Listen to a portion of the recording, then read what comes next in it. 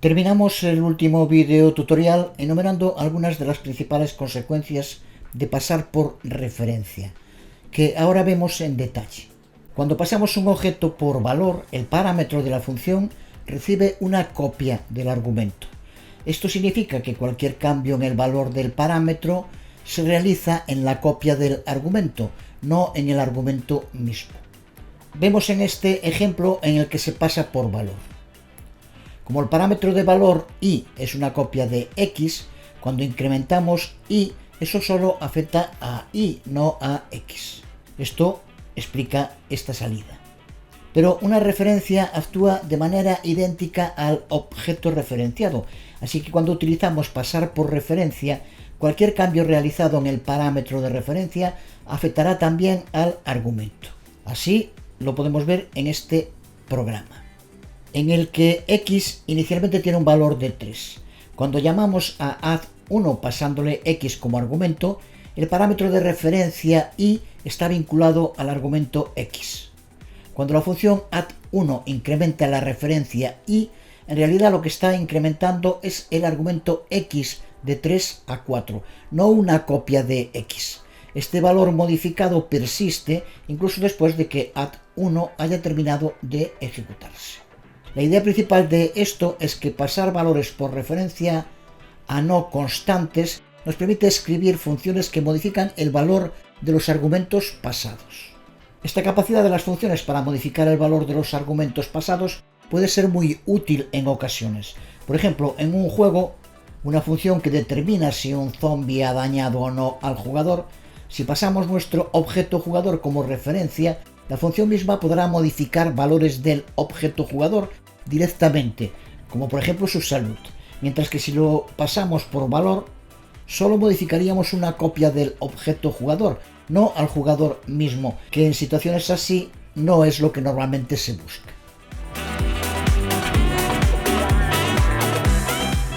Pero como ya vimos también cuando empezamos a hablar de las referencias, hay que diferenciar entre referencias constantes y no constantes. Y esto repercute también cuando las pasamos. Y tenemos que diferenciar entre pasar por referencia constante y pasar por referencia no constante. Porque cuando pasamos por referencia no constante, se limitan mucho las posibilidades, porque el argumento al que se vincula tiene que ser obligatoriamente un argumento L-value y modificable. Lo podemos ver en este ejemplo.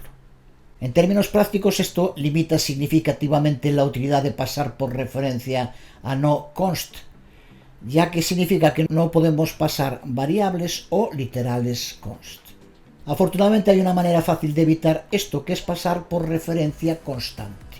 Porque a diferencia de una referencia no constante que solo puede vincularse a L-values modificables, una referencia const puede vincularse a L-values modificables, L-values no modificables y R-values. Por lo tanto, si hacemos que nuestro parámetro de referencia sea constante, entonces podemos vincularlo a cualquier tipo de argumento. Lo vemos en este otro ejemplo, en el que pasar por referencia const nos ofrece el mismo beneficio principal que pasar por referencia, ya que sigue evitando tener que hacer una copia del argumento, pero al mismo tiempo nos garantiza que la función no puede cambiar el valor al que se hace referencia. Por ejemplo, esto no estaría permitido porque ref es constante. Porque aunque en algunas ocasiones puede ser útil, como vimos antes, en la mayoría de los casos no queremos que nuestras funciones modifiquen el valor de los argumentos, lo que ya dijimos en varias ocasiones que es una fuente potencial de muchos problemas.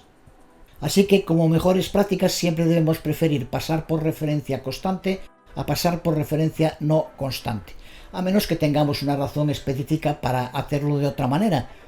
Por ejemplo, si la función necesita cambiar el valor de un argumento.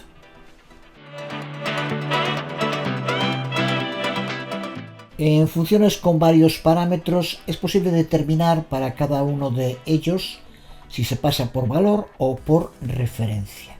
Como en este ejemplo, en el que el primer parámetro pasa por valor, el segundo por referencia y el tercero por referencia constante.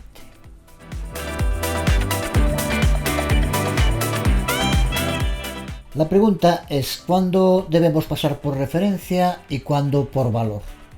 En general, los tipos de clase más costosos se suelen pasar por referencia constante, mientras que los tipos fundamentales suelen pasarse por valor.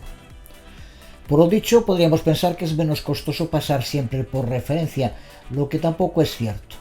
El costo de las copias depende de su tamaño y de posibles instalaciones adicionales que necesite. Por ejemplo, si tiene que conectarse a una base de datos. Pero una referencia también tiene un pequeño costo adicional que proviene de la necesidad del compilador de comprobar a qué objeto se refiere la referencia antes de usarlo, lo que no es necesario si se pasa por valor. Existe incluso una fórmula para determinarlo, aunque como siempre matizable, y que podemos aplicar con una macro como esta. Esta fórmula determina que una copia es poco costosa si ocupa 2 o menos direcciones de memoria multiplicado por su tamaño total y no tiene costos adicionales de instalación.